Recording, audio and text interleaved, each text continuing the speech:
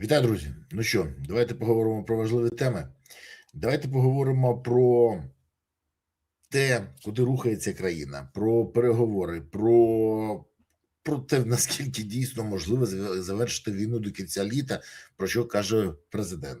Поговоримо про реальний вчинок українського спортсмена Яроскевича і про аморальні вчинки українських функціонерів в МОК. Поговоримо про інше. Про все це будемо говорити сьогодні з керівником експертної групи Бюро аналізу політики, політологом, політтехнологом, людиною, яка добре розбирається на внутрішніх і зовнішніх питаннях політики. Сьогодні з нами Віктор Боберенко. Віктор, вітаю. Доброго здоров'я всім. Віть, скажи мені, будь ласка, от зразу про найголовнішу тему. Поки переговори зайшли відверто в глухий кут, а Зеленський готується до виборів, то на Росії готуються до повноцінного нового наступу. І про це каже і наша розвідка, і західна розвідка. Сподіваюся, що в цей раз Зеленський не буде пропонувати нікому готуватися до травневих шашликів. Одночасно з цим на території Росії відбулося блокування різних меседжерів. Це і WhatsApp, це і Telegram, це і все, вони майже все заблокували.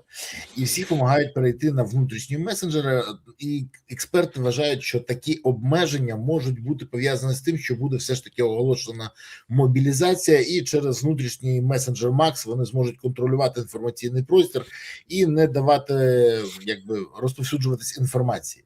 Одночасно з цим в українському інформаційному просторі прогрівається тема кінця гарячої фази війни на складних для України умовах, і все це без конкретики, з ознаками тестування, сприйняття суспільством цих наративів. Скажи мені, будь ласка, от якщо зібрати все це в єдиний пазл, то які сценарії стають найімовірнішими? Ну, звичайно, не хотілося б, щоб Росія пішла на таку ескалацію, як проведення повної мобілізації, тому що це зразу ж виводило б війну в інший кут. Ми зараз говоримо про те, що в економіки російської немає грошей на війну. І мало того, у них з'явилась та ж проблема, яка у нас вже майже 2 роки, тобто проблеми мобілізації. У нас це пов'язують ТЦК, буцифікація і так далі. Вони з цього стібаються, вони здіваються, вони там кажуть, що ха-ха-ха, там типа хохліки не хочуть воювати. Але зараз у них та сама проблема. У них впало, як тільки впало виплати, регіональні виплати, у них 400 тисяч рублей з федерального бюджету, виплата за контракт, і десь до 2 мільйонів була з бюджетів місцевих. Зараз 2 мільйона може собі дозволити тільки Москва, Пітер, умовно, там Воронеж, Новосибірськ. Всі решта збавили теж виплати, і народ перестав тягнутися. Да? Ну, щось вони там отримують з того ж самого там Судана там, чи з Куби. До речі, мої недавно, колишні студенти спіймав їхній підрозділ, ну вони дронщиками там воюють, але штурмовики взяли там зразу 20 чоловік, із них там половина це африканці, так, щоб ми знали, ким Росія воює. І понятно, що вони ж не впечатуються, ми ж їх записуємо собі, як що це ми їх задвухсотили, а у росіян вони не проходять ніяк, це ж там суданці якісь. Але між тим, ми маємо чітку тему, коли Путін принаймні намагається всьому світу сказати, що він готовий воювати безкінечно. Економіка Росії, і зараз пішла просто серія, маса статей про те, що Росія не вивозить війну і треба Путіну заморожуватися. Я вважаю, що Путіну оптимальний варіант був заморожуватися десь в минулому травні-червні. 9 травня вони в травні почали переговірний процес, переговірний процес, але його треба було проводити насправді. Тепер же у нас там всіх стращають, я вважаю, що в воюючій країні це недалекоглядний, як мінімум недалекоглядний крок, говорить, що та скоро все закінчиться, треба потерпіти, а воно не закінчується. Вони тримають, як ото ослик, якому перед ним тримають морковку, щоб він йшов. І ми йдемо за тією морковкою, але ж коли ж воно все закипить, да? Тим більше на тлі корупційних скандалів. І тому у нас розхолоджують суспільство, а там навпаки, там закривають гайки. Хоча це може бути не тільки для проведення мобілізації, а в тому числі, якщо і заморозять конфлікт, щоб лишнього не гавкали. Що вони роблять? Да, WhatsApp, да, телеграм-канали. Мало того, я дослідив цю тему глибше і готовий сказати, що вони в своїй місний оцей Рутуб, ВКонтакті, вони переводять багато цікавих тем. Ну, наприклад, дітям же ж не цікаво про війну, да, там, типа, навіщо вам Ютуб, якщо в Рутубі є ті самі мультики, ті самі і фільми, всі перекачали туди, да, ті самі там, те, що там, як ото там Мегого, там, чи Netflix, там, чи ще щось, все, що там дозовано можна, все перекачано. Те саме там навчальні програми, те саме там ще щось. І вони кажуть, ось альтернатива є, крім новин. Да, новини тут тільки наші, інших альтернативних новин нема. Але умовно для тих, хто мало цікавиться політикою, все в Рутубі є. Не треба нікуди йти. ВКонтакті все є. В Однокласниках взагалі все є. Да? Там все. Спілкуйтесь там, не лізьте нікуди. І вони таким чином створюють дві бульбашки. Одну надвелику, ті, які цікавляться політикою, поскільки воно їх задіває. Да? Війною в Україні, понятно, цікавляться. Але їх переводять тоді в оцю велику бульбашку. І є група товаришів, яким цього мало. Це ті, по аналогії, які в Совєтському Союзі хтось дивився тільки програму «Время», а хтось звіряв програму «Время» ще з «Голосом Америки» і «Радіо Свободи». Але ми розуміємо, що ті, хто звіряв з «Голосом Америки», було скільки? Давай прикинемо, 5-10%, мабуть. Може 15%.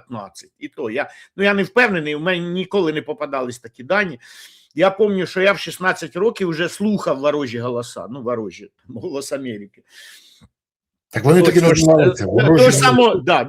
Того ж самого Савіка Шустера я слухав, там потім оці пісні цього, забув уже, манхеттенські.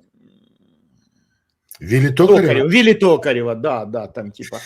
Слухав там Бонієм, там чи ще щось, да, те, що ми слухали. І я дуже часто слухав не скільки за новин, скільки за такого якогось приколу. Хоча потім там десь в 16 років мене і пересадили на новини, я там почав Солженіцина читати, я ще Солженіцина «Архіпелаг ГУЛАГ», не коли його видали, а ще в саміздаті прочитав.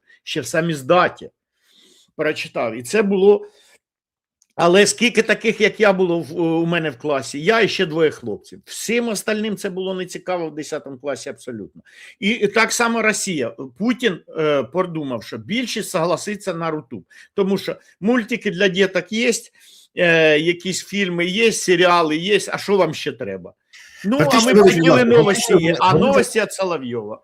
Фактично вони деполітизують своє суспільство. Да. І залишається тільки пропаганда, навіть не новини, а саме пропаганда. І замість того, щоб люди що дізнавалися, вони будуть дізнаватися геть інше. Але тут проблема все ж таки в іншому. Дивись, а у нас є дані розвідки, які навіть не приховують, що росіяни готують наступ. Це великий наступ, який вони концентрують. Головний удар, як завжди, Донецька область, але бачачи, що нам не вистачає військових, і ми маємо проблеми на Запорізькому напрямку, вони там зараз тиснуть, і тиснуть помітно. Більше того, замість закликів до мобілізації, замість питання вирішення проблеми СЗЧ, яка навіть в мене в ефірі був Роман Костенко, це секретар комітету Верховної Ради з нацбезпеки, я бачу ваш ефір. Оборони. Так, і він же сказав, що якщо повернути хоч би 60 тисяч, це приблизно менше ніж 20% тих, хто СЗЧ, то ми вирішимо питання фронту. Але є інші версії, що якщо повернути хоч би 100 тисяч, а це то ми ще наступати зможемо. Да? Так, це не жарт, це прямо, тому що, наприклад, в мене мій побратим, один з моїх побратимів, який ще залишається в Збройних силах, він каже, що в них зараз, залишається так маленькими дрібними групами, 3-5 людей, дійсно, але навіть кількість спроб просочування зменшилась кардинально. І не тому, що там якісь погодні умови, а росіяни фактично просто кидають все на м'ясо. У них дійсно йдуть м'ясні штурми без зупинки і закінчуються. А нова мобілізація не найкраща. І тому сьогодні, якщо дійсно будуть проведені мобілізаційні заходи на Росії, вони створять резерви, бо поки в них резервів не вистачає. Ні, так от якраз у них для наступу, для весняного резерви є. Вони ті частини, які є, вони вибиваються в нуль, умовно, так. А ті вони бережуть якраз для великого весняного наступу, який орієнтовно буде після Пасхи. І чим ми будемо відповідати? Давайте сядемо за стіл перемовин? Ну от фактично, бо ми ж бачимо, що в нас відбувається. І тут головне про питання. Ті, хто сьогодні керують країною, вони думають про що? Про те, щоб переобратися, чи про те, як дати відсіч і мотивувати населення? Оце головне питання. Бо коли британські ЗМІ починають писати, що на Банковій готуються до виборів, вже реально готують дати, готуються. Там єдине, що помилилися, вони сказали, що 24 лютого буде повідомлення про це. Ні, не буде. Трохи пізніше, там заплановано трохи. Ну, це не та дата, да. Я думаю, що Подоляк з Литвином. Але це скинули, це не проблема.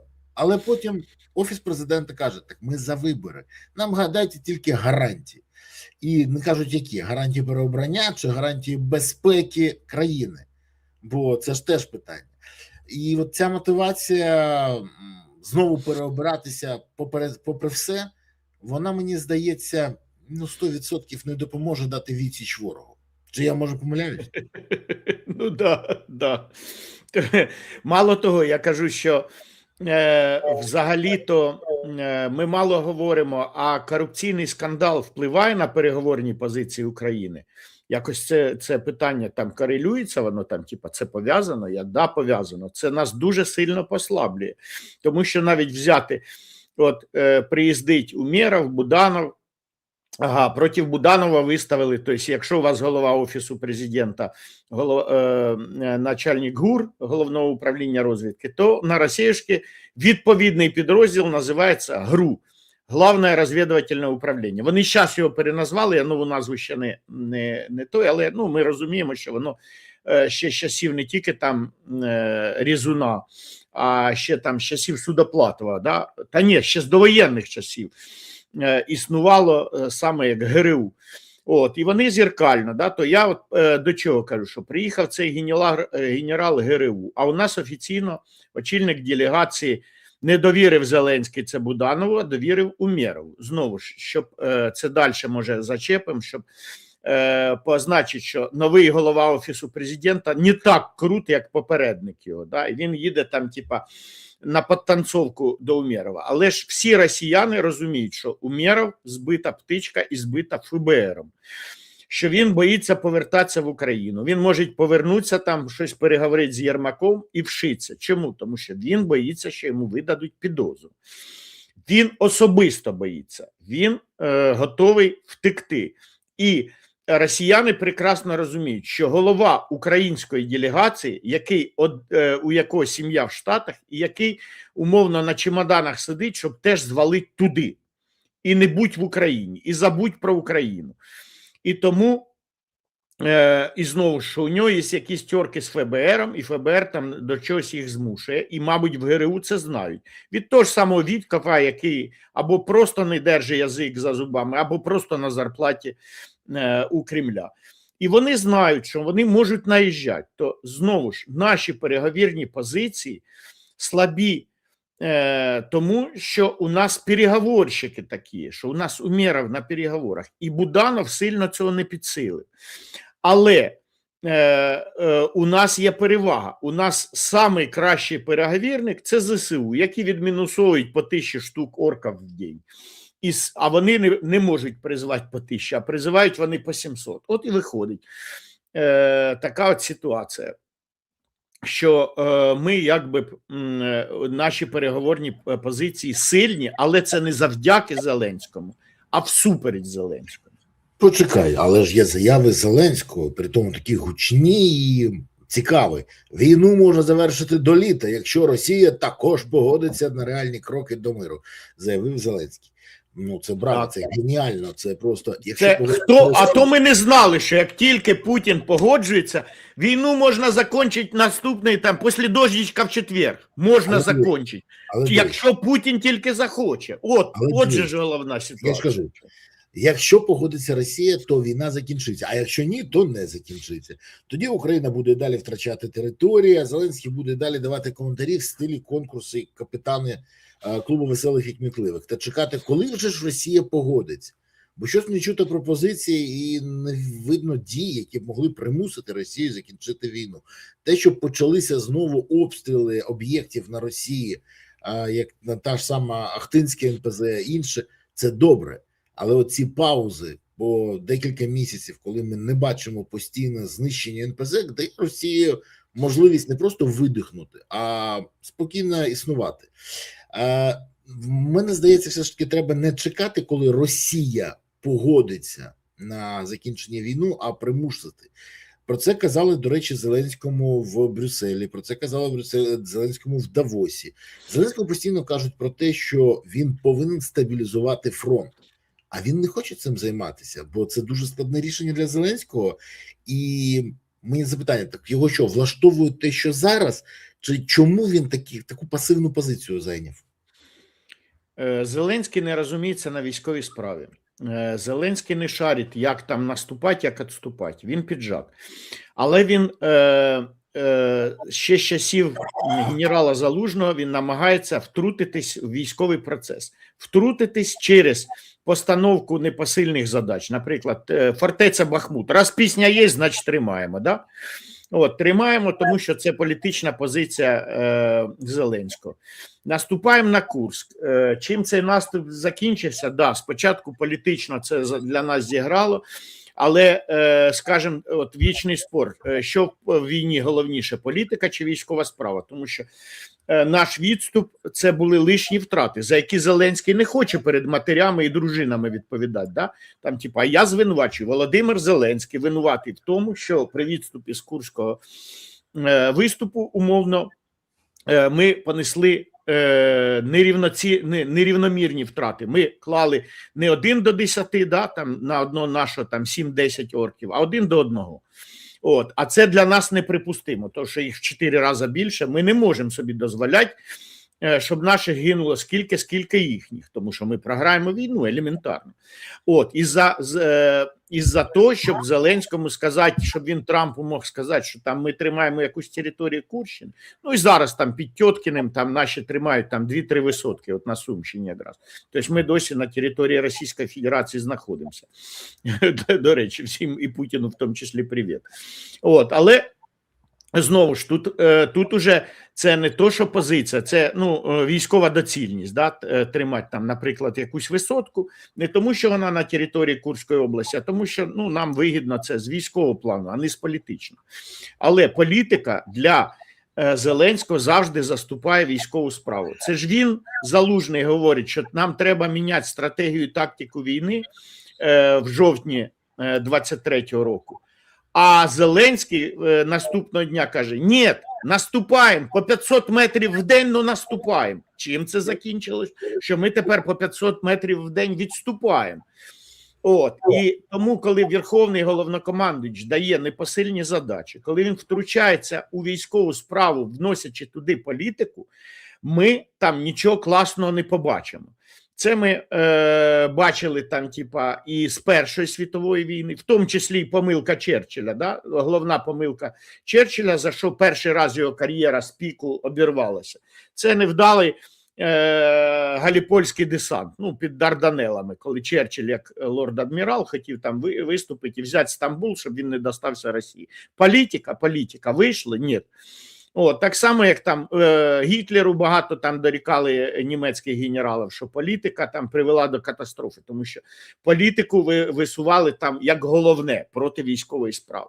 Так от і у Зеленського, який абсолютно не тямить у військовій справі, але намагається керувати. В тому числі саме головне його керування полягає в тому, що він там вплоть до камбрігів там призначає. Оцього зніміть чого? То, що там, типа, дерзко себе веде, відповідає не так, там солдатів береже, там, типа, поставте того, який буде виконувати наказ. Так накази дурні, а пофігу, блін, дурні чи не дурні. Не може же ж Володимир Олександрович віддавати дурних наказів, коли він каже наступати, або держать, тримати Покровськ, Мирноград. От, і тому ми маємо прориви ворога на фронті. Да? Тому ми маємо, коли було прийнято політичне рішення створювати бригади, в тому числі оту знамениту, ну печально знамениту бригаду, яку тренували Анни Французької, да, яку тренували в Франції, там на СЗЧ розбіглось 20% людей, привезли її сюди, а вона тут не показала себе. А чому не показала? Тому що зроблена була бригада не за тим принципом, за яким потрібно робити, як та ж сама там 3-я штурмова чи Азовша. Коли в сильну бригаду ви просто її підсилюєте, да, робите там не 4, не 5 батальйонів, а як в 3-й штурмовій було 12 наприкінці, що довелося її до корпуса розширювати. Да? Але чому? Ну тому що бригада боєздатна. А поруч стоїть не боєздатна бригада. А ми знаємо, що таке, як на фронті, як дві бригади. Одна боєздатна стоїть як кремінь, а друга побігла. А чого побігла? Не то, що там всі сцикуни, а тому, що там немає, не спаяна вона, немає традиції там військової, немає спайки між рядовими сержантами, між сержантом і комбатом, там, і так далі, так далі. І тому незбитий, неспитий, умовно, неспетий колектив по-любому програє. Знову ж, не тому, що там, ну, можливо, і тому, що там менше пасіонарів, да? Тому що зібрали, з чого було, а в цій бригаді костяк ще з добровольців, ще з тих, хто в 22-му році прийшли, це пасіонарні люди. Понятно, що на пасіонарному скелеті м'язи можна наростити які? Можна такі банки наростити, правильно? От, ми розуміємо це. А там, де немає пасіонарного костяка, можливо, ця бригада і програє, тому що ну просто немає тих, от той кількості людей, які цементують бригаду, просто своєю стійкістю, своєю там, я знаю просто кількох своїх же студентів, своїх же друзів, які тільки його присутність, от його присутність, він присутній, і вже все, ніхто не побіжить. Чого? Тому що при ньому, куди ж ти при ньому бігтимеш? Ні, не побіжиш. От, і все. І достатньо одного-двох таких там на роту, і все, рота буде стояти. А нема таких, і не вистоїть, і все. Але почекай, можуть же посилити помітом, уявляєш собі? От я, наприклад, навіть не можу сказати, з десантурою говорив, вони кажуть, Єрмак здоровий лось, може таскати міномет, можна йому дати і вперед. Ми з Лапіним про це шуткували. І ще Женю Кашевого, от їм один міномет на двох взагалі. Саня Трухін, де він же потенційний диверсант, він же хотів тихесенько піти в ліс. От в сторону лісу він уміє. Далі, Міндіч, ну це буде посилення іноземного легіону, але іноземний легіон трохи розформували, тому складно. Але залишаються інші. Чернишов, це взагалі наша людина, він буде заходити і повертати наших полонених, він же був міністром Мін'єду. Ну, дивись, вони всі жартують, але вони кажуть, що жоден, і це військові кажуть, жоден представник команди Зеленського, який позбувся з посади, не приєднався до Збройних сил України. Жоден його друг, жоден його товариш, колега, бізнес-партнер, ніхто не воює. І це говорить про те, що для них війна. Це не виживання України сьогодні. І це теж демотивує. І якщо Зеленський думає, що це ніхто не бачить, а це вже військові обговорюють і не перший день. Це величезна проблема. Гаразд. Зараз Мало того, я кажу, що як тільки там зі мною зустрічаються, це щоб ми не почали тему про сім'ї, я не знаю, там про дівчат, там про географію, от я там, як я географ, все одно перескакує теми на те, які мудаки Єрмак і ті, хто не воюють. Що там, типа, це не проблема. І це, до речі, не дає мотивації українським військовим, а тим більше українцям, для приєднання до Збройних сил України. І якщо Зеленський захоче вирішувати цю проблему, він вимушений буде мобілізувати своїх друзів. Не на штабні посади, не кудись тримати котел в Мукачево або оборону під Ужгородом, а саме в бойовий підрозділ. І в нього немає іншого варіанту. І поки він не готовий на це, ну ми бачимо, що відбувається. До речі, хочу звернутися до наших глядачів. Друзі, а як ви вважаєте, чи буде той момент, коли Зеленський вимушений буде мобілізувати своїх друзів, чи навіть хай там небо впаде на землю, але такого не станеться. Напишіть, будь ласка, зараз в коментарях. От мені цікаво, рано чи пізно він буде вимушений мобілізувати їх, або навіть при найгіршому сценарії мобілізувати своїх він не буде. Буде, не буде мобілізувати. Пишіть, це важливо. Ну і, будь ласка, не забувайте бути активними. Я подивився зараз, менше третини поставили вподобайки, хоча дивиться дуже активно, збільшується кількість глядачів. Напишіть, звідки ви дивитесь, до речі. Ну, я дякую, що написала Полтава, написала Варшава-Дубна, Свеса, Сумщина, написав Київ, Запоріжжя, Миколаївщина, Одеса. Радісно пишуть, що Береза, мабуть, в США. Ні, Береза дійсно зараз в поїздці, але не в США. Береза зараз їздить по Європі і зустрічається тут але незабаром повернусь, але зустрічаюсь з політиками і говоримо про допомогу, тому що ну зараз дійсно не найкраща ситуація для України. Кропивницький, Одеса ранкова, Одеса незламна, Бориспіль вітає, Краматорськ, знову Бориспіль, Прикарпаття, Одеса знову, Ломбардія, непогано, вітання з Чернігова, Суми, вітання з Вінниці, Вінніпег. Дивіться, я таки не можу зрозуміти. Ого, не буде. О, буде або не буде. Цікаво. Полтава, де центр всесвіту, де Троєщина? Що відбувається? Хоча те, що у нас там відбувається, це треш. Пишіть, Тернопільщина, Краматорськ, Рівне. О, пішли. З Калушу, ну Калушу взагалі що рівне місце. Пишіть, звідки ви дивитесь, це важливо. І не забувайте ще. Слушайте, я вибачаюсь, тут вітання з Ерфурта. А де це? Мені просто стало цікаво. Щось німецьке таке здається. Гаразд, пишіть і не забувайте підписуватись, коментати, поширити і поставити ці вподобайки. Це підтримка каналу. Я вам дуже дякую, що ви активні і не пасивні. Ви не такі, як депутати монобільшості в Верховній Раді, бо з ними взагалі ще ніколи фраза просране голосування не було настільки реально до актуально. Вчора жодне рішення у Верховній Раді не було проголосовано через брак голосів. Велика кількість... Ну, але ж скажи всім, може не всі ж знають, що... в тому Я поясню, що відбулося. Я розкажу зараз. Велика кількість слуг, схоже, настільки втомилася, що просто не прийшла на засідання. Через брак голосів неможливо було прийняти будь-яке рішення. І засідання закрили. Більше того, це не перший випадок, але... Так сталося вчора, що це не було неймовірний розголос, ну тому що це треш. А якщо б хлопці на нулі так будуть робити, ну скажіть мені, будь ласка, просто підуть додому, не приїдуть на роботу, це неможливо. Так от, частина депутатів відмінусували самі себе, тому що отруїлись, типа в цьому. Не зовсім, Вітя, не зовсім, я ж поговорив з депутатами. Не зовсім. Там через хвилю обурення, ну саме в соцмережах, влада була вимушена навіть вкинути інформацію, що слух або отруїли, або це ротовірус, хоча вже повідомили, що ротовірус можна підщепити або орально, або анально. Ну от цікаво, як вони підщепили, це окрема історія. У Верховній Раді всіх депутатів навіть просять здати аналіз зараз, хоча мені цікаво, я запитав, ви що, примушують? Ні, просять. А всі ЗМІ пишуть, примушують від депутатів. Ну, розумієш, влада намагається захистити від хейту, який зараз отримала. Ну, що відбувається? На фронті пацани і дівчата тримають оборону, а ці, просто не прийшли. Десь погульбанили, десь хто просто не ходить. Позавчора, до речі, теж не могли прийняти рішення. Позавчора. І так постійно. Це ж не перший випадок, але от все зачепило. І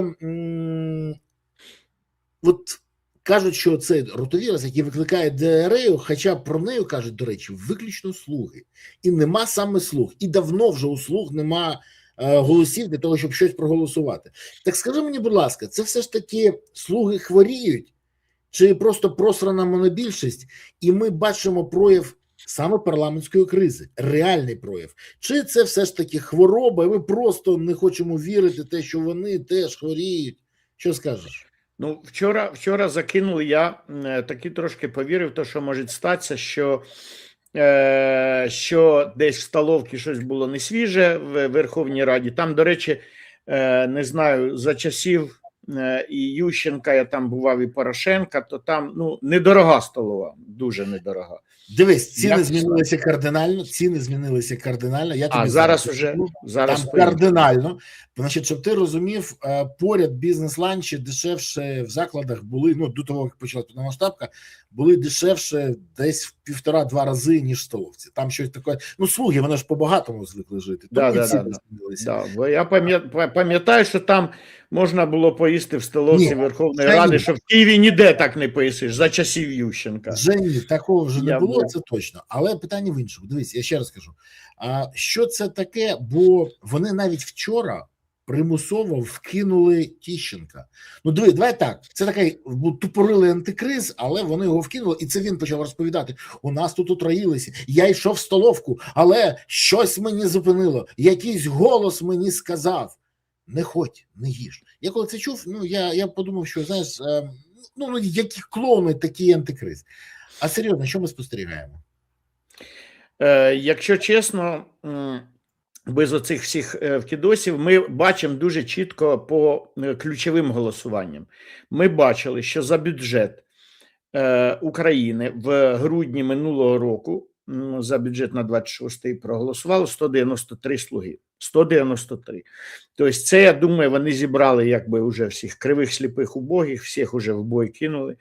От, і це їхній максимум. Тобто вони не дотягують до 200. Хоча вони якби пишуть, що їх 228, але умовно той же ж Разумков ще числиться у слугах, але ж він уже з слугами не голосує, він голосує протилежно. І у нього там ціла група. І так само багато там отказчиків, багато тих, хто там не може явитися. Тобто услуг більшості немає. Я, до речі, нагадаю, що в 2019 році, 20 травня на інавгурації Зеленський оголосив про розпуск парламенту, мотивуючи це тим, що в них нема більшості, причому не підтверджено. От, хоча ситуативна більшість повністю завжди була, тобто було краще, ніж у слуг зараз. Але Зеленський тоді оголосив, ну все, там, типа, розбігаємося, да, і голосуємо тепер за слуг народу. От, і він отримав монобільшість. Да. Що зараз? Зараз їм доводиться, звичайно, кожен раз шукати щось під кожне голосування. І, звичайно, якщо це якісь державницькі законопроекти, то там підголосовує і голос Європейська солідарність, а так вони шукають кого? Правильно, ОПЗЖ. На ОПЗЖ, яка мотивація ОПЗЖ? Щоб їх окончательно всіх не пересажали, як Шуфрича, і їм кажуть, що все, ребята, голосуєте, нормально себе чухаєте, все нормально. А для груп «Довіра», «За майбутнє», там якесь ще там відродження, ну, в общем, чогось там, ну, теж одна із там з колишніх регіоналів набрана група. У тих мотивація ще була до війни дуже чітка, що їм давали на мажоритарні округа, це все мажоритарщики, їм давали гроші. Зараз їх теж не трогають, не чіпають їхній бізнес і дають їм можливості десь поучаствувати, да, в якихось там тих самих там фортифікаціях, десь в якихось там відбудовах, відновленнях, тобто їм частина субвенцій перепадає, і тобто це є мотив для того, щоб голосувати. Тобто, з одного боку тут і кнут, і пряник. Кнут. Всіх посадимо, хто не буде голосувати, пряник, ще дамо там якихось печеньок, голосуйте. І тому у них це не монобільшість, але голосування є. Але ж не завжди є, не завжди вистачає голосів, тому що кожен раз хтось може залупитися. І от зараз у нас просто те, що ми кажемо, що супер-супер криза, це те, що потрібно здати голоси на два закони, так званих пов'язаних з МВФ. Один називають закон про OLX, де взяли за основу закон про цифрові платформи і хочуть туди докинути всі ті 4 чи 5 хотілок, які виставляє МВФ. Я зараз всі, можливо, не згадаю, але це ж оподаткування посилок, там, в тому числі, там, наприклад, з Алібаби, потім те, що 5% у нас і зараз воно є, це військових, ну, на військових, от, замість 1,5 ввели ж 5, але тепер МВФ вимагає, щоб навіть після заморозки конфлікту ці 5 залишалися далі, щоб на розбудову армії, тобто 5%, крім ПДВ, ми платимо ще ці 5%. Да? І от це не дуже популярний закон, і тому багато хто не захоче за нього платити. Ще більш непопулярний це закон про ФОПів, де вони хочуть зараз 9300, може бути, оборотних средств, да, там, типа, то есть, якщо у мене є якийсь магазин на селі, от, і я можу без бухгалтера його утримувати, і все. У мене оборотних, тобто через рахунки не може проходити більше 9 мільйонів. 300 тисяч. Я ще переб'ю тебе, говорив зі слугами.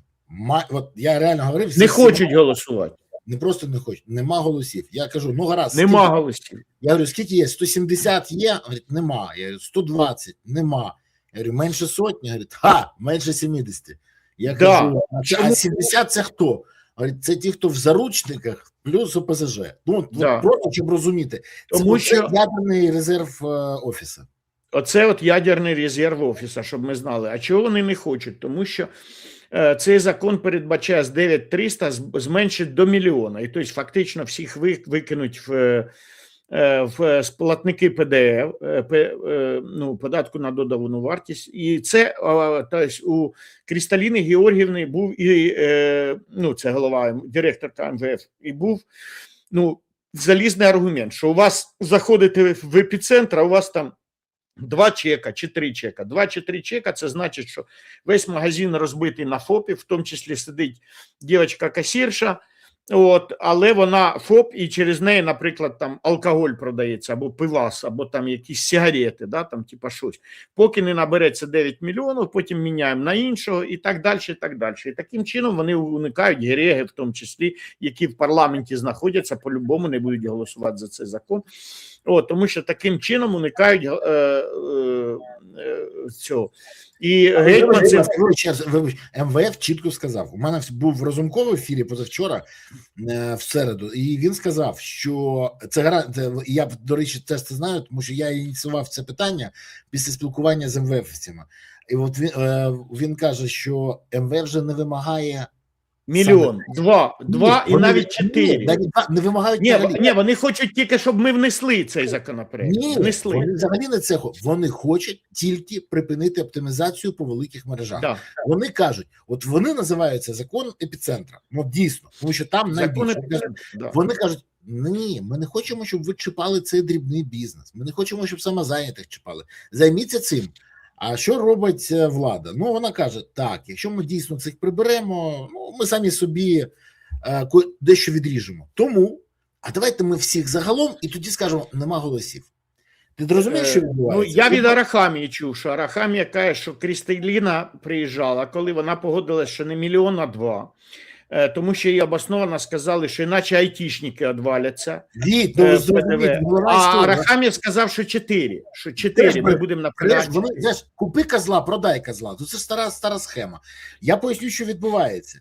Вони фактично самі створили проблему, самі їм намагаються показати себе героями, які захищають. А давай скажемо, що вони створили проблему. Зеленський в жовтні погодився сам. Але дивись, тут є інтересна історія. Ти знаєш, як виглядає процедура співпраці з МВФ? Я тобі розповім. МВФ каже, як ви будете погашати ці кредити, які ми вам даємо. І наш уряд виписує, що ми можемо запропонувати. А потім узгоджує це з МВФ, і коли її узгодили, вперед. Ну, плюс МВФ каже, наприклад, нас задовбала ваша митниця, проведьте реформу митниці. Це каже МВФ. Ми кажемо, окей, наприклад, ми зможемо це зробити. І МВФ каже, нас це влаштовує, робіть. Історія з ФОПами – це історія з України. Ще раз кажу, це наше запропонували. Це для розуміння. І тоді єдине запитання на фоні всього цього. А як вони будуть долати всю цю історію? Бо якщо до 1 квітня не буде узгоджено з МВФ програма співпраці, ми від європейців 90 ярдів не отримаємо. І в квітні, так мало того, в квітні, я попереджаю, що в квітні наші пенсіонери можуть не отримати вже пенсію квітневу. І от вони зустрінуть Пасху, а вже на майські шашлички вже грошей не буде. Тому що, скажімо так, майже 300 мільярдів заряджаємо ми тільки в пенсійний фонд. Тобто не вистачає у пенсійного фонду тих грошей, які він збирає. І фактично умовний якийсь дядя Ганс і тьотя Ельза скидаються з своїх податків нашим пенсіонерам, тому що ми не можемо поки що забезпечити, в тому числі наш пенсійний фонд, заробітні плати нашим вчителям і лікарям і соцпрацівникам. Це все ми не можемо. І на квітень уже грошей нема. Або ми приймаємо ці закони, а на них немає голосів. І тому те, що ми почали, що чи є парламентська криза, та супер, то що якби були голоси, вчора проголосовано було, а вони вчора не пройшли тестове голосування, 224 голоса набрали, тобто не було на тестове голосування, не вистачило 226 голосів. І понятно, що якщо опозиція, голос є, Європейська солідарність та і Юліни не будуть голосувати за ці питання, ну от хоч по ФОПам, хоч закон про ЕЛІКС так званий, то голосів немає. Да, і у них є там железобетонне ядро, там 70, хай 100 депутатів, все. А треба 226 на минутку. Да.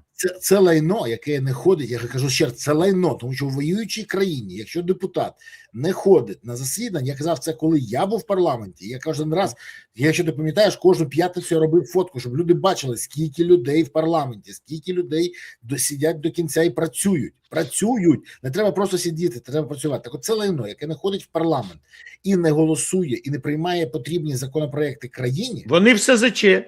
Так. Це зрадники, це гірше, ніж СЗЧ, бо СЗЧ може повернутися, і більше того, він ризикує життям, а ці тварини ризикують тільки одним, що їх не переоберуть, хоча ми і так знаємо, що їх не переоберуть. Друзі, до речі, дякую, що пишете активно, мені написали, наприклад, що Ерфурт – це Німеччина Тюрінгія, пишуть, Борислав, скажіть, наскільки часу в нас лишилося людського ресурсу? Дивіться, а ми не повинні воювати людським ресурсом. У нас ми повинні технологічно перегравати. Про це писав, до речі, Залужний ще 2 роки тому. І треба це запам'ятати. Ми повинні перегравати технологічно, але у нас величезна проблема. Людського ресурсу у нас вистачає, повірте мені, є. У нас є проблема з вакансіями, на які не йдуть. Ну, от у нас, наприклад, я говорив з бригадою, в них 6 посад діловодства. Це не 0. Це навіть не ремонтна бригада, де теж потрібні. Медики потрібні, на стаб-пунктах потрібні люди.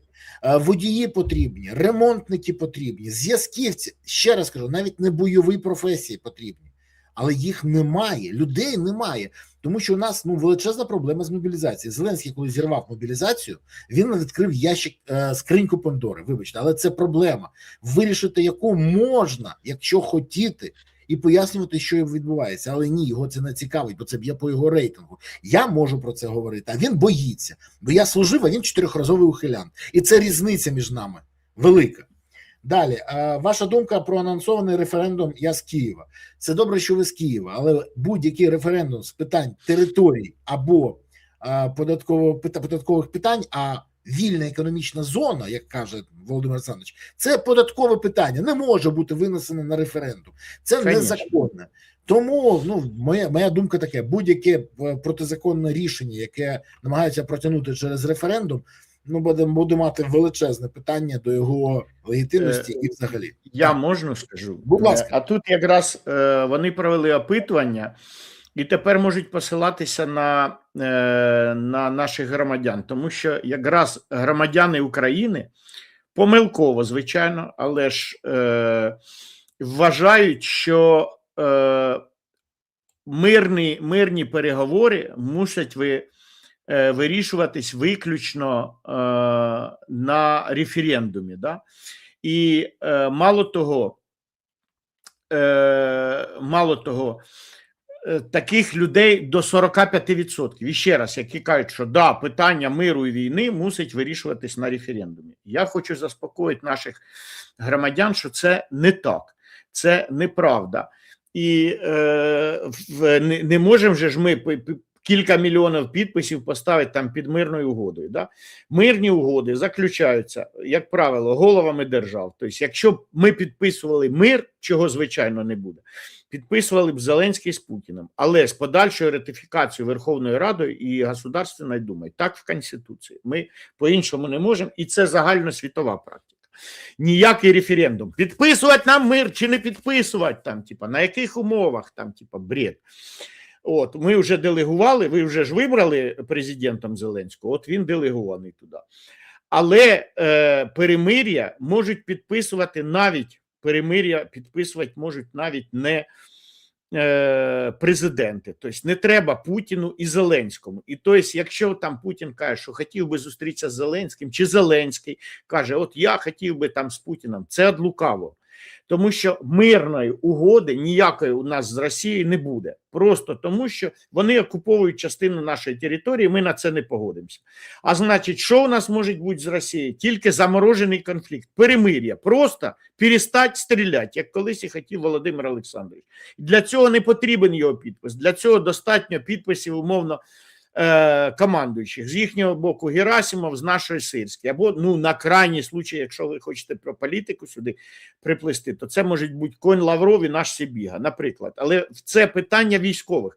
Припинить стріляти, це питання військових, вони повинні це і обговорювати. І зараз в Абу-Дабі обговорювали, тобто, технічні питання, як це робити, що здійснювати. От, наприклад, мелоч, але для сумчан важлива. На 30 кілометрів відводимо важку техніку чи на 20? Я за 20. Чому? Тому що інакше важку техніку відведуть за Суми.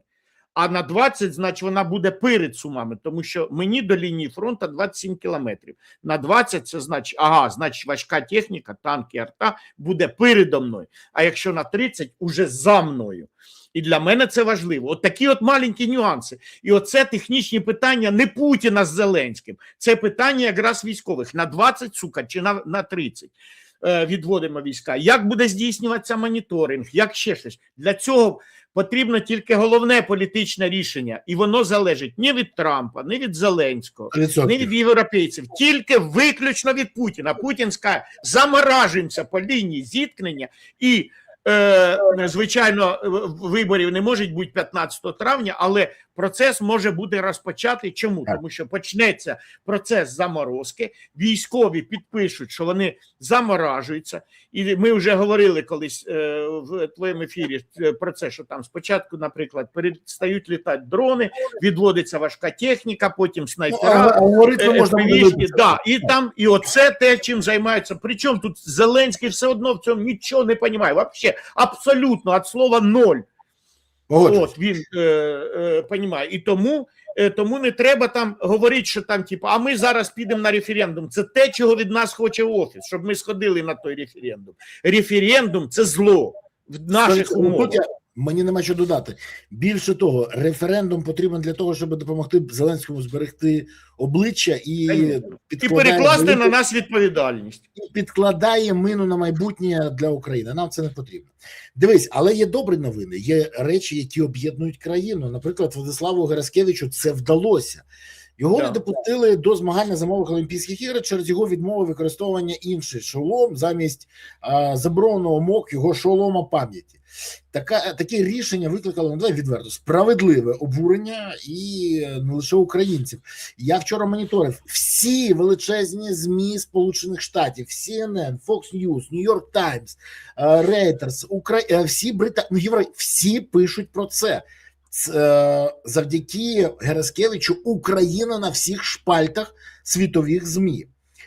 До речі, таке рішення викликало справедливе обурення українців. Але при цьому, а де публічні заяви та протести Валерія Борзова і Сергія Бубки? Це наші представники в МОК, це українці. Вони дійсно великі прославлені спортсмени, які багато десятиліть представляють Україну в МОК.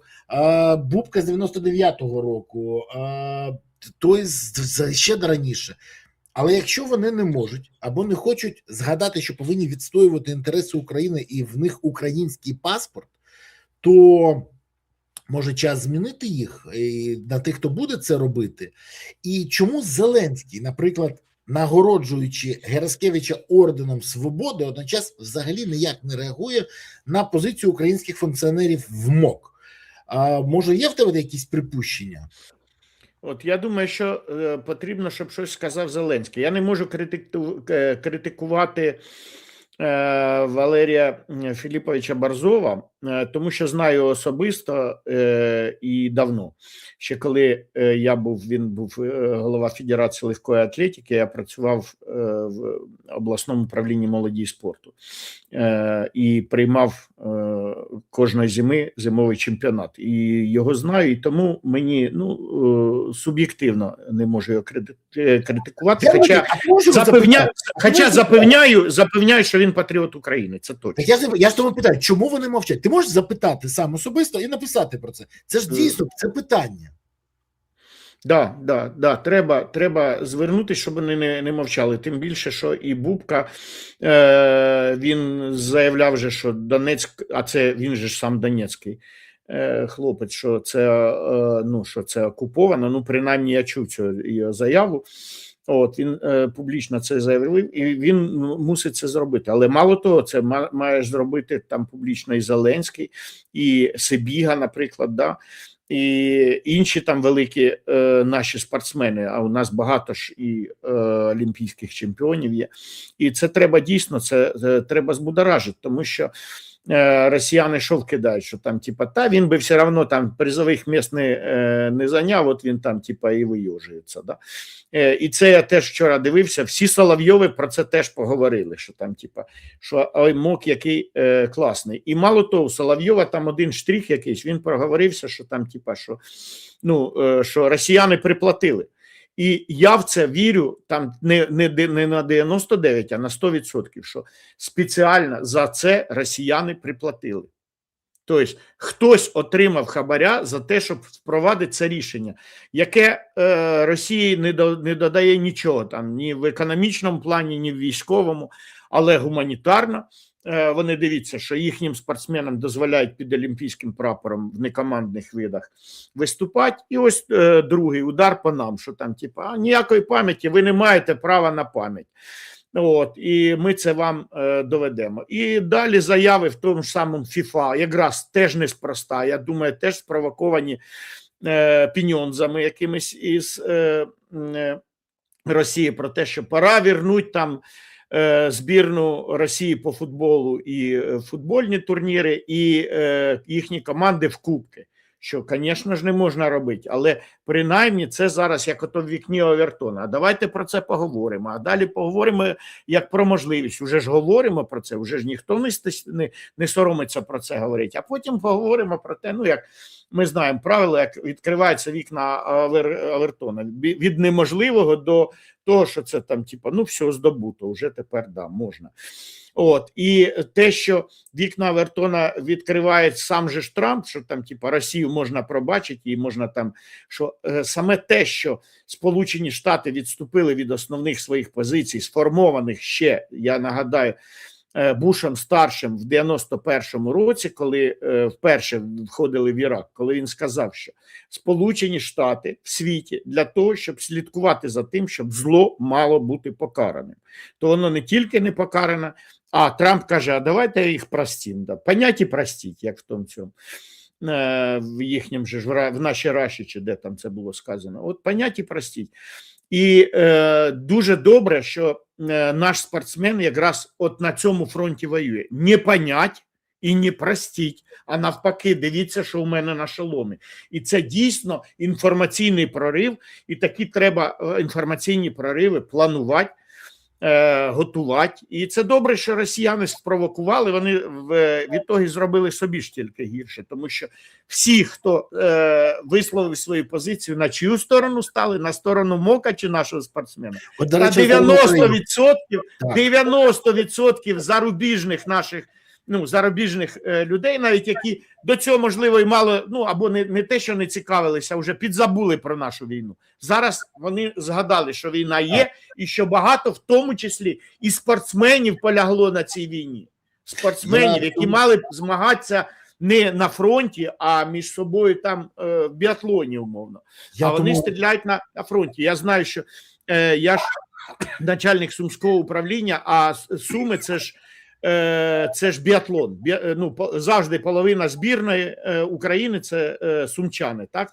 І на Прикарпатті у нас в 2 місцях розвинутий біатлон. Так от я вам скажу, що кілька тих, хто ще в зборну не попав, але бігало, багато біатлоністів снайперами. І Едік Пінчук, і багато інших, які загинули, наших снайперів, які були біатлоністами колись. Я що хочу сказати, тут я побачив коментар, який я бачив вчора, але спочатку я маленьку ремарку скажу. Герскевич об'єднав країну. Коли його нагородив Зеленський, я підтримав цього. Чому? Тому що Герскевич зробив так, щоб на Олімпіаді були присутні воїни, або пам'ять про цих воїнів, про українців, спортсменів, які загинули від росіян. Це перше. Друге, тут пише людина, я не можу не вивести це, навмисно вивожу. А вам не здається, що історія з Шоломом – це вдалий пропагандистський трюк Банкової? Б'юсь об заклад, що той Гераскевич попаде в зелений списку партії «Слуга-2». Дивіться, по-перше, дуже швидкоплинне життя спортсмена. Для нього потрапити на Олімпіаду, особливо в такому виді спорту, це мабуть, виграти в лотерею. А мати можливість отримати ще більше результати, це значить, ви не розумієте, ви просто не розумієте, як батько його готував, як він готувався. І це історія для нього принципова. Я розумію, що ви можете думати по собі, якось у своїй уяві, там щось ненависть ви можете до зелених підштовхувати. Я теж їх не люблю, але питання в іншому. Він зробив вчинок, яким можна пишатися. Він поклав свої власні амбіції на вівтар українських інтересів. І так, він не взяв золото, але він виграв Україну. І це значно більше, ніж все інше. Він об'єднав Україну. І коли вчора Сибіга написав допис, коли вчора Зеленський зробив заяву, коли багато людей, я інші, з різними позиціями, але об'єднались навколо цієї теми, це показало, що українці можуть об'єднуватися, це найважливіше. Тому ні, це не технологія Банкової. Чи будуть його залучати до якоїсь команди? Де впевнений? Будуть, 100%. Будуть, і Усіка потягнуть побачити ще, і не тільки на мера Києва, і далі, і інше. Це все зрозуміло, це технології.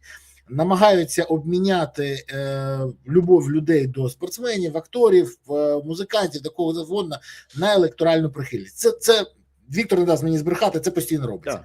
Але те, що він зробив, це той самий принцип, приклад, коли людина свої принципи не обміняла на потенційну вигіду.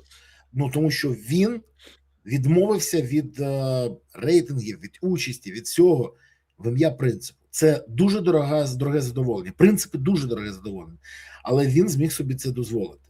І останнє, що я хочу сказати, давайте не знецінювати те, що він зробив. Не треба про технології, про все інше. Поважайте. Поважайте тих, хто готовий жертвувати своїм особистим в ім'я інтересів України. У нас це стає в дефіциті. Цінуйте, це важливо. Це дуже важливо. Друзі, і прошу, щоб ви не забували також підписувати, ставити вподобайки, коментувати, поширювати. До речі, дякую всім, хто написав, звідки ви дивитесь, буду дивитися, аналізувати географію наших глядачів. Троєщину не побачив. Це єдине, що серце крається. Сьогодні щось трапилось. Ладно, подивимось.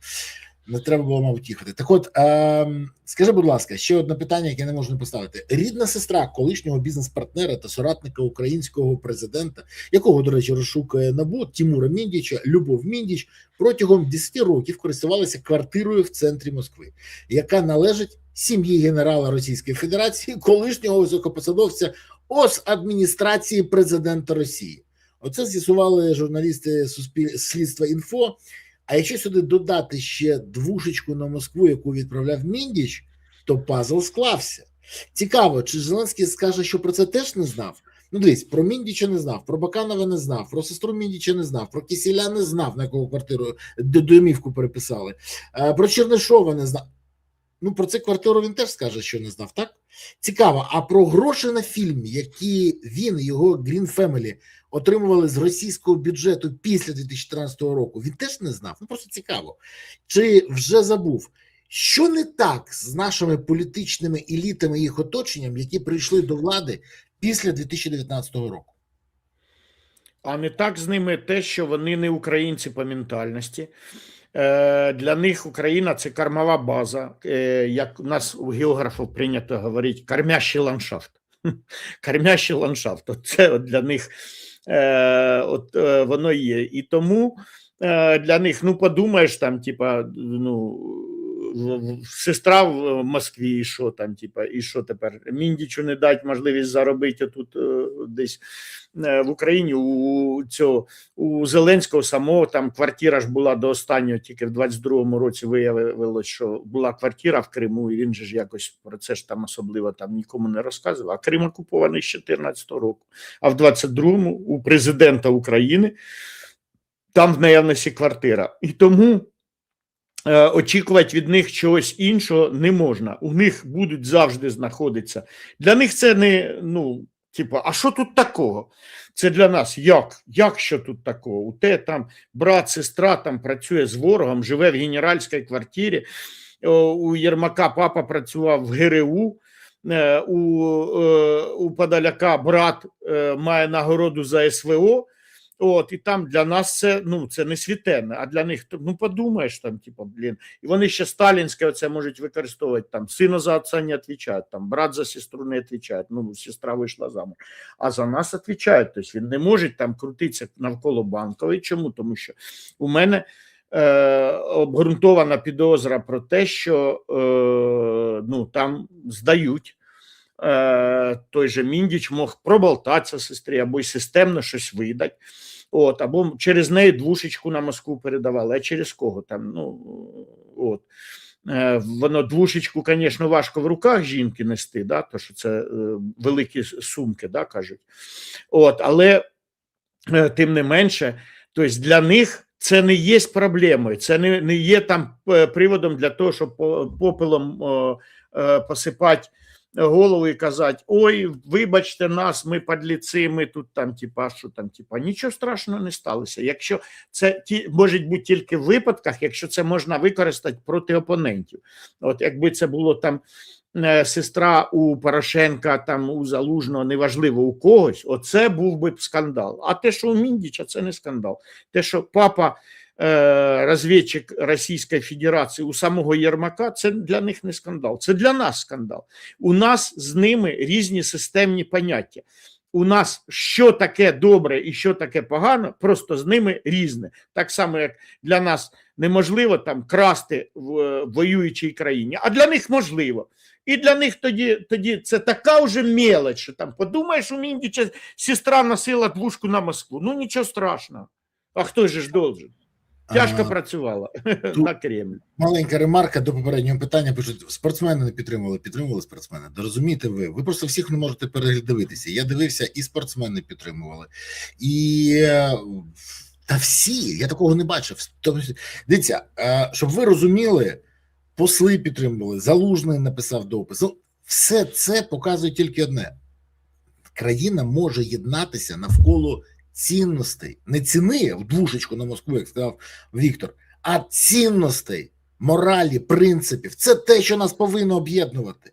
І ця історія каже: от нас вхилює, що Зеленський може це використати. Зеленський може все використати, зрозумійте. Але якщо не давати використовувати, а цінувати, це буде геть інше. Ну і треба не бути дурнями, тоді все буде гаразд. Віть, дуже коротке запитання, от просто щоб завершити. Скажіть, будь ласка, в ДБР кажуть, що в рамках розслідування справи щодо екс-начальника Головного управління внутрішніх безпеки СБУ Андрія Наумова допитувала бізнесмена Сергія Ваганяна у Відні. Однак керівник ДБР Олексій Сухачов участі в цьому не брав. І нічого цікавого у показах не було, тому вони не взяли цю інформацію і не почали з нею працювати. При цьому Ваганян заявив, що у Відні був Сухачов особисто, а фото, відео та свідчення, які він дав в мене, ну, в ефірі, говорять взагалі про інше. Там гроші, величезні гроші, оборудки, схеми, і про це в публічній мережі ніхто взагалі не говорив. То скажи мені, будь ласка, зараз Сухачова викликають на ТСК, щоб зробити перекресний допит з Ваганяном. Ваганян вже погодився і сказав, що видасть в ефір все, що в нього є, що доводить, що це було. То чого чекати далі? І чому ДБР не зацікавились торгівлею санкціями в СБУ під керівництвом Баканова і Наумова та дахуванням контрабанди? Ти що, дрібнички? Скажу дуже коротко. ДБР відпрацьовує на Офіс президента.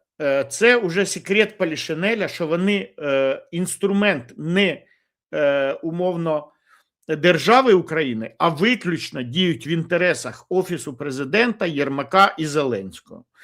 І тому їм, скоріш за все, дали команду зробити біг на місці. Є такий метод. Вроді вони біжать, вони кажуть, та ми ж там десь щось, але насправді не робить нічого. Метод біг на місці. І вони цей метод класно використовували, і його можна буде потім студентам показувати, що дивіться, як от воно робиться. Десь так. Зрозумів, дякую. До речі, нарешті приєдналась Троєщина. Я щиро дякую Троєщині, яка є. Все, Троєщина незламна. Я не жартую зараз. Троя без світла, без тепла, але з щирими людьми, які Тримаємося, Троєщина, ми з вами. які доводять, що вони, попри все, можуть пережити. Ми вистоїмо і нікуди не дінемось. Віть, я тобі щиро дякую за сьогоднішній ефір. Дякую Навзаєм. за твій час, за твої відповіді. Тримаємося і за тиждень, як завжди, подивимось. Дякую тобі. Да, до побачення. Друзі, я дякую вам, що ви подивилися цей ефір. Дякую, що були сьогодні з нами. Вибачте, трохи голосів, захворів, але ввечері все одно буде ефір з океанами, там теж буде багато чого цікавого. Тому щиро дякую вам, що ви були. Дякую окремо за те, що ви поставили вподобайку, за те, що ви написали коментар, написали, звідки ви і що ви думаєте, за те, що поширили, бо інше тільки завдяки вам можуть дізнатися цю інформацію. Ну і як завжди, дякую за те, що ви активні і не пасивні. Це важливо, це дуже важливо в наші часи. Залишайтесь такими, але найголовніше, підтримуйте ЗСУ, бо тільки ЗСУ є запорукою того, що Україна є майбутнє. Тільки ЗСУ дає можливість вірити і знати, що Україна буде існувати, і у України є майбутнє. Ще раз, це важливо. Без ЗСУ не буде лише майбутнього, України не буде. Тому гуртуємось навколо ЗСУ, донатимо на ЗСУ, приєднуємось до ЗСУ, допомагаємо ЗСУ. Всі ресурси кидаємо на ЗСУ, і тоді справді все буде Україна. Дякую, що були сьогодні з нами. Па-па.